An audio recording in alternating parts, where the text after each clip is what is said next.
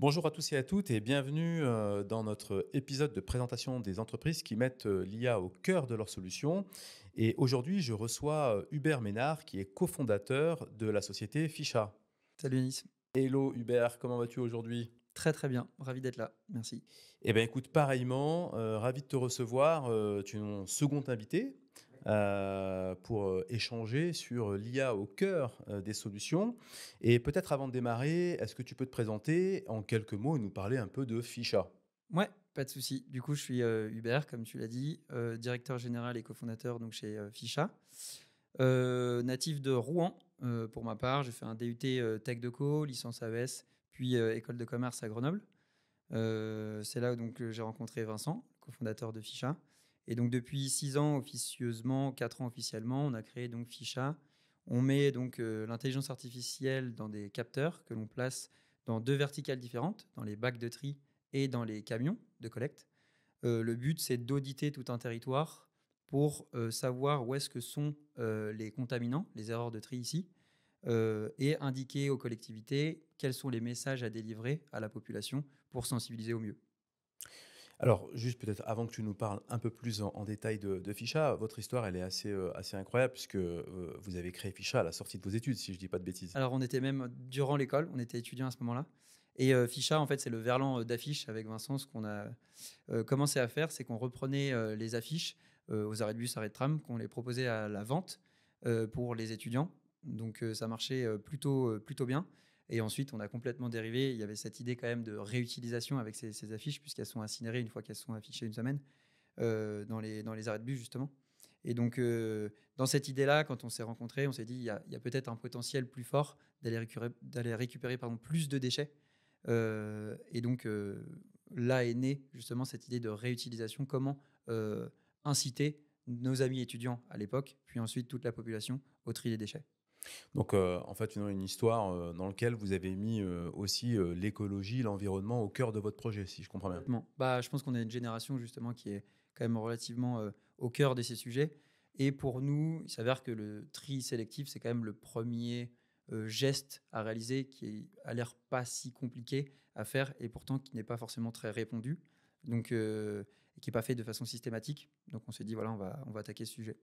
Donc, sujet autour du tri des déchets et effectivement dans un objectif de réutilisation hein, de ces déchets. Alors, peut-être plus en détail, tu as évoqué rapidement effectivement votre solution. Tu as parlé de cocon et puis également de camions. Donc, comment les déchets sont à la fois récupérés, collectés et puis ensuite transportés. Est-ce que tu peux nous en dire un tout petit peu plus en détail sur comment fonctionne justement ce cocon et comment fonctionne le tri dans les camions? Complètement. Donc, il y a 2 verticales, comme, tu l'as dit. Donc le cocon, c'est le diminutif de conteneur connecté. Le second, c'est donc la CAMIA, c'est comme ça qu'on l'a appelé, c'est l'intersection entre le camion et l'intelligence artificielle. Donc dans un premier temps, sur l'aspect pré-collecte, le cocon, c'est donc on amène ce dispositif, un capteur, qui rend incitatif, la poubelle et qui rend ludique la poubelle. Donc c'est-à-dire qu'à chaque fois qu'une personne jette ses déchets dans ce cocon, elle est récompensée en fonction de son geste ou sensibilisée si le geste est mal fait. Donc toujours le but, c'est d'inciter au tri sélectif et d'auditer la situation pour sensibiliser au mieux. Ça, c'est le premier segment. Le second, on s'est rendu compte que si on plaçait justement ce même type de capteur dans les camions, cette fois-ci, on pouvait auditer relativement rapidement tout un territoire et de façon continue, puisque les camions tournent tous les jours.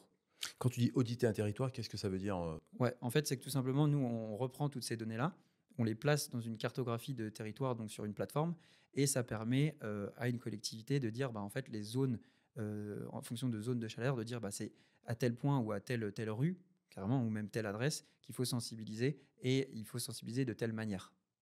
Alors, c'est intéressant ce que tu dis, c'est-à-dire que tu disais tout à l'heure que le tri du déchet peut sembler être tout à fait naturel et nécessaire, mais que finalement, quand, en ayant lancé, Ficha, vous vous êtes rendu compte que c'est pas forcément le cas, parce que peut-être que tu peux donner un peu plus de détails sur, justement, quels sont vos clients et comment vous opérez? Ouais. Alors, effectivement, bah, il y a une stat, hein, c'est 75% des Français doutent sur leur geste de tri. Et en plus de ça, il y a certains, ils doutent même pas, hein, ils le font absolument pas. Donc, c'est pour ça qu'on aide, nous, les collectivités. Hein, c'est elles qui ont très souvent la compétence de collecte. Donc, c'est notre premier client. Nous, notre objectif via les collectivités, c'est vraiment de les aider à mieux trier et à plus trier. Après, on se rend compte que lorsqu'ils délèguent cette compétence-là aux opérateurs déchets, c'est donc à eux que va cette casquette aussi de collecteur, mais aussi de sensibilisateur. Donc, c'est aussi nos clients. Et enfin, il peut y avoir aussi avec le cocon les bailleurs sociaux, donc, qui ont pour mission d'améliorer le cadre de vie de leurs résidents et améliorer aussi la propreté. Et pour le coup, ils ont un peu de difficultés là-dessus. Donc, on les aide via le cocon euh, et donc via la sensibilisation et le fait de récompenser leurs résidents pour leurs gestes de tri. Et aujourd'hui, pour mener à bien, pour finir un peu la présentation de Ficha, pour mener à bien cette mission, parce qu'il y a une mission, on peut dire, d'utilité publique quelque part. Et je trouve ça génial. C'est pour ça que j'ai fait appel à toi, parce que je trouve qu'effectivement, c'est assez incroyable que bah, des jeunes étudiants aient eu cette volonté voilà, de vouloir apporter une réponse à des enjeux qui sont assez importants. Finalement, au sein de votre entreprise, il y a vous êtes combien de salariés En tout, on est 25 aujourd'hui, donc principalement sur de l'intelligence artificielle, justement, pour développer le modèle. On pourra peut-être en discuter après.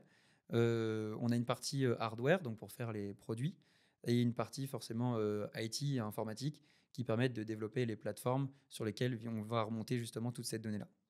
Alors, ce qui est intéressant dans ce que tu dis, c'est que finalement, il y a des enjeux environnementaux et que la technologie est là pour quelque part apporter une solution, une réponse à des défis et des enjeux auxquels nous sommes tous confrontés. Alors justement, quand on parle en parlant de technologie, j'ai entendu plusieurs choses de ce que tu as dit. J'ai entendu données, j'ai entendu objets connectés, j'ai entendu intelligence artificielle. Alors, est-ce que tu peux nous donner un petit peu le dessous des cartes de la solution Ficha? Ouais. Alors donc du coup, l'intelligence artificielle, effectivement, c'est assez large. Ce qu'on fait dans l'intelligence artificielle, ça s'appelle de la computer vision, de la vision pardon, par ordinateur. C'est du traitement d'image. Donc, on prend énormément de photos que l'on annote et on indique tout simplement que dans la photo, il y a tel type ou tel type d'objet. Très souvent des erreurs de tri, mais ça peut être aussi des biodéchets. Ça dépend de différents flux de collecte. Et donc, l'intérêt ensuite, c'est que lorsqu'on alimente avec, aujourd'hui, on a plus d'une centaine de milliers d'images à noter. Et donc, plus on alimente justement notre modèle, plus il est pertinent et de lui-même, il va pouvoir reconnaître les différents objets lorsqu'il va prendre les photos. Et donc, ces objets, en fait, hein, concrètement, effectivement, c'est un volume de données. C'est important de rentrer un peu plus dans le détail. C'est-à-dire qu'en fait, une IA s'entraîne, quelque part, est entraînée sur un volume de données pour effectivement dégager des modèles, des algorithmes, ce qu'on appelle aussi des patterns. Et donc, dans votre cas, ce travail de reconnaissance de l'image, rappelle-nous, il sert précisément quoi auprès des usagers pour qu'ils puissent mieux, comment dire, trier leurs déchets, faire votre recommandation. Il sert le camion. Alors l'avantage justement, comme on travaille sur différents cas d'usage, et c'est pour ça qu'on a trouvé que l'intelligence artificielle était particulièrement intéressante, c'est que la gestion des déchets, c'est assez large, et nous, on a envie d'attaquer différents cas d'usage, et donc on peut effectivement peut-être alimenter nos différents modèles suivant différents environnements. Donc ça, effectivement, c'est particulièrement intéressant et pertinent sur notre cas d'usage. Euh, Après, comment dire ce à quoi notre intelligence artificielle sert, c'est surtout d'apporter une certaine traçabilité. C'est qu'aujourd'hui, les collectivités, elles partent avec pas grandes données. Nous, on arrive avec justement ce capteur que l'on place dans les camions. Chaque jour, ils vont avoir 500 à peut-être 1000 images qui va représenter exactement ce qui s'est passé lors de la collecte. Et il faut absolument que le résultat de l'intelligence artificielle soit précis et qui tendent vers 100% de précision. Donc, c'est pour ça qu'on alimente et on entraîne nos modèles, c'est pour tendre vers ce 100%-là. Ah oui, c'est génial. C'est-à-dire qu'en fait, tu es capable, par l'IA, via les objets connectés par ailleurs, bah, ces capteurs, être capable d'identifier et donc de catégoriser quelque part les déchets pour les collectivités. Et donc, du coup, de comprendre finalement, si on prend sur une seule journée, c'est une chose, mais si on prend à l'échelle d'une année, ça permet de mieux comprendre quelle typologie de déchets il y a à traiter et finalement, peut-être en termes de structuration du recyclage, d'avoir en amont et en aval une organisation de l'industrie qui sont un peu différentes. Complètement. En fait, ça te permet même de créer des tendances ou de voir un peu les saisonnalités que tu as. Euh, et ça te permet ensuite, a posteriori, d'adapter ton message, donc en fonction en plus des zones. Et in fine, ça te permet de mesurer l'impact des actions de sensibilisation. Puisque donc les collectivités, très souvent, ils ont des messagers du tri, c'est comme ça qu'on appelle ça, ou des ambassadeurs du tri. Ce sont donc des personnes qui viennent sensibiliser sur le terrain via du porte-à-porte, lors d'événements, etc. Et c'est vrai que ça peut être assez démotivant comme mission, puisque tu essayes tant bien que mal de sensibiliser la population, mais tu ne sais pas s'il y a eu un résultat ou non. Donc nous, l'avantage, c'est que grâce à cette technologie-là, on peut leur dire cette action-là a marché ou pas. Et donc, du coup, sensibilisation, organisation de ce tri. Tu as parlé également d'un audit du territoire pour comprendre par effectivement des petits points de chaleur où se font essentiellement les zones de sensibilisation et même voire de collecte, hein, si je comprends bien. Et est-ce qu'aujourd'hui, votre solution, elle permet justement d'aller un cran plus loin? C'est-à-dire de pouvoir proposer justement peut-être une meilleure façon de collecter ces tris, peut-être d'améliorer le trajet de ceux qui collectent les tris. Est-ce que c'est des sujets que vous abordez parce que quelque part, c'est là où c'est intéressant. C'est-à-dire, j'ai la tendance des tris, des objets ou des déchets à récolter. Je sais en volume où est-ce que ça se passe. Eh bien, en fait, je peux faire des préconisations directement auprès de mes clients. Complètement. En fait, ce qu'on peut faire, c'est surtout pour les déchets, ce qu'on appelle des déchets dangereux. Donc, typiquement, il y a un gros sujet aujourd'hui sur les bonbonnes de gaz ou les bonbonnes de protoxyde d'azote. Euh, il y a quelques années, il y a un centre de tri qui a explosé à cause de ces déchets dangereux et ça peut coûter plusieurs millions d'euros, voire dizaines de millions d'euros.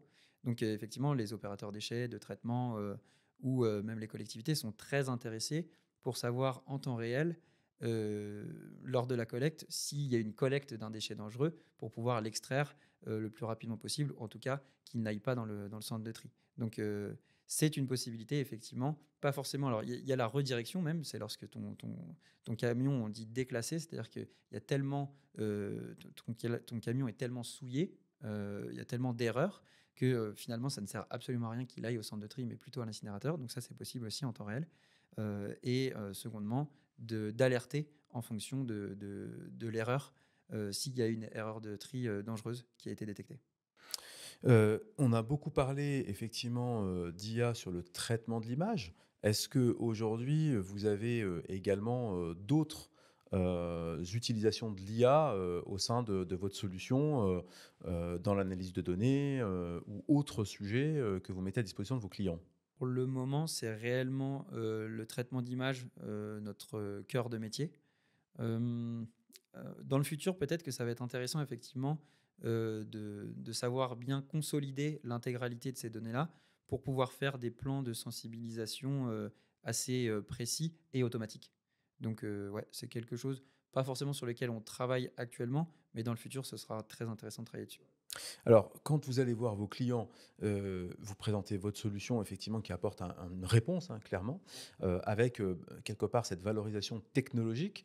Comment est perçue l'IA justement ou la technologie que vous mettez en œuvre? Comment vos clients l'aperçoivent? Comment ils l'accueillent? Il y a 4 ans, c'était un peu compliqué. Je pense qu'on a vraiment vu l'ouverture, on va dire, de l'IA sur le marché. C'est que nous, on était relativement très vite persuadés que c'était très intéressant. Et je pense que l'évangélisation en soi de l'IA, de par différents outils, hein, pas forcément que les nôtres, a permis, ouais, d'ouvrir un peu les chakras, on va dire, de l'IA de nos clients. Maintenant, en fait, c'est relativement très simple. On commence à parler, on leur explique très vite le cas d'usage, ils le comprennent. Ils ont, comme je disais, ils sont relativement démunis. Ils n'ont pas forcément de solution qui existe aujourd'hui. Donc, dès qu'on arrive et qu'on leur propose ce type de solution, c'est très vite un grand oui, ouais. Et est-ce que tu as vu, quelque part un changement de comportement ou d'acceptation ou de compréhension, de votre solution que vous valorisez par, justement, par cette technologie de l'IA avec l'avènement de ChatGPT, qui a un petit peu, comme tu dis, voilà, démocratisé quelque part, ce mot en particulier qui n'est pas encore une fois un effet de mode, mais qui est un sujet assez profond. Je ne sais pas si c'est, Ouais. est-ce que tu as senti un petit changement, une Ouais, je pense que, alors pas forcément, nous on n'utilise pas, enfin c'est pas exactement ce que l'on fait, hein, ChatGPT, mais mais typiquement, de par le fait de l'expliquer, que l'intelligence artificielle maintenant, si on dit IA, tout le monde comprend, on va dire, ça permet cette évangélisation. Donc dès qu'un acteur comme nous arrive et qu'on parle à une collectivité qui n'a pas forcément mis en place, hein, des outils informatiques très poussés, mais quand on commence à parler d'IA et que tout de suite c'est bien reçu, c'est beaucoup plus simple de toute façon ensuite de vendre notre service. Ouais. et est-ce que au sein de Ficha aujourd'hui, vous utilisez, l'IA, dans vos process, internes? Ouais, ouais, bien sûr. On essaye parce que ce que l'on se dit, c'est que il y a eu Internet. On pense réellement que la prochaine vague, et elle est déjà là, c'est l'intelligence artificielle. Et si tu prends pas le wagon, en réalité, tu seras en retard. Donc, on essaye au maximum de, au moins, comprendre quels outils on peut mettre en place dans nos process euh, pour justement ne pas être en retard, voire en avance sur tous les acteurs de demain, tout simplement. Si demain tu devais, conseiller à tes clients, d'intégrer, votre solution ou de l'IA, enfin, quels seraient un petit peu les conseils, que tu pourrais leur prodiguer, Je pense en réalité que l'IA est un sacré bel outil. Donc, avant de vouloir tout mettre en place, c'est quand même assez intéressant de prendre le temps de voir ce qui se passe. Mais ensuite, c'est quand même de se demander pour quel but je veux mettre ça en place. ChatGPT, je trouve que c'est un bon exemple. C'est qu'en fait, c'est surpuissant. Mais en réalité, si tu sais pas trop quoi lui demander, ça sert à rien. Donc, c'est quand même bien de comprendre pourquoi tu fais les choses et ensuite aussi comment bien l'utiliser. Donc, ouais, ce serait surtout ça mon conseil. Au sein de tes clients justement avec qui tu discutes, effectivement donc cette démocratisation de l'IA elle est là.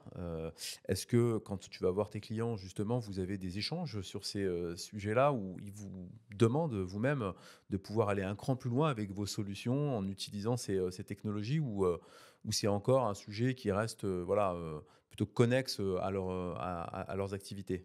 Pour le moment, comme c'est une innovation, ils nous demandent effectivement, alors plutôt en termes de fonctionnalités, différentes fonctionnalités de ce que l'on peut faire.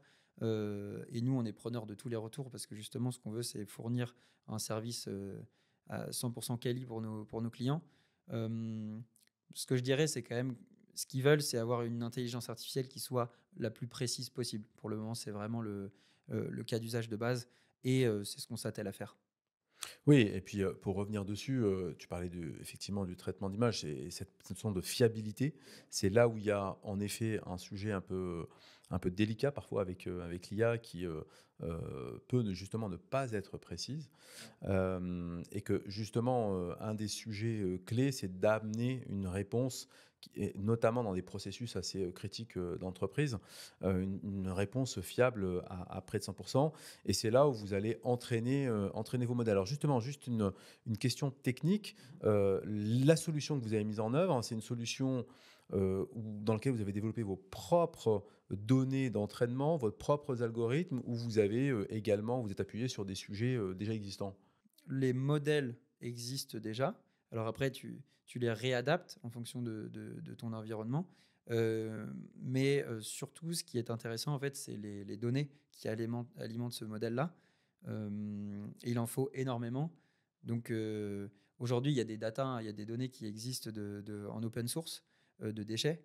Mais typiquement, on se rend compte que dans le cas d'usage, que ce soit du camion ou du bac pour le cocon, c'est pas forcément ce qui est le plus utile. Donc ça prend en fait énormément de temps justement d'avoir toutes ces données-là, de les annoter et ensuite d'entraîner les modèles pour qu'ils soient performants. Donc c'est plutôt sur ce cas d'usage-là qu'on travaille. Ouais.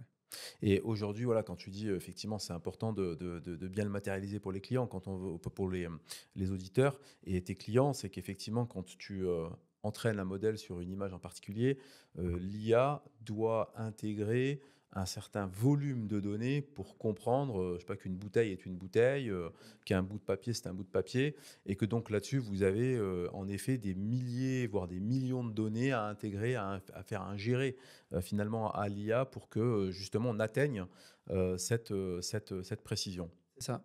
Après, tu as d'autres types de techniques, ce qu'on appelle la data augmentation, qui permet justement de prendre des images, cette fois-ci, par exemple, hein, sur Google Images, que tu insères directement dans ton image et tu entraînes ton modèle avec ces images générées, on va dire. Euh, donc, il y a d'autres types comment dire, de solutions qui existent, mais effectivement, celle qui marche le mieux pour le moment, c'est les vraies données terrain, on va dire, c'est les photos qu'on doit prendre via notre cas d'usage directement. Merci Hubert. Alors, pour conclure, peut-être juste un mot en termes de bénéfices justement pour tes clients. Si on prend, je sais pas, un ou deux projets que tu as pu mener, quels ont été les bénéfices clés que vous avez pu constater avec votre client? Pour le cocon, je dirais que en moyenne, c'est assez fou, hein, mais on double la quantité et on double la qualité de tri. Donc ça marche plutôt très bien. C'était des objectifs qu'on s'était fixés et on les a surmontés. Donc on était plutôt assez fiers. Sur 100, je crois qu'on avait mis même 5 cocons et on a divisé par 2 la quantité d'ordures ménagères. Donc il y a eu un transfert de flux qui s'est opéré et on a triplé cette fois-ci donc la quantité de tri. Donc euh, ce que l'on permet justement à la collectivité, c'est d'avoir plus de performance de tri. Ce que l'on permet aux bailleurs ici, c'est d'avoir plus de propreté au sein du local, peut-être moins de pénibilité aussi pour le gardien ou la gardienne, parce que parfois c'est même à eux de retrier derrière, donc pas forcément très cool et relativement très pénible comme travail. Pour la CAMIA, ce que je dirais, en fait, c'est déjà une première visualisation du territoire. Pour l'instant, les collectivités, elles ont difficilement une, elles savent à peu près quelles sont les collectes qui ne vont pas, mais nous, on apporte un vrai audit et quotidien. Donc ça, c'est vraiment très intéressant pour elles. Et après, nous, notre objectif, on n'a pas encore forcément du recul, mais c'est vraiment ce que l'on veut faire, c'est que les collectivités, leur but, c'est donc augmenter leur performance, soit en gros diminuer le taux de refus de tri. Et notre intérêt, c'est de réduire, on va dire, de 5 à 10 points le taux de refus de tri. Et on va tout faire pour y arriver. Dans un premier temps, il y a cette idée de traçabilité, d'audit. Et ensuite, c'est vrai, effectivement, il y a cette idée de sensibiliser au mieux, au plus proche, avec le bon message. Euh, donc, grâce à nos algos.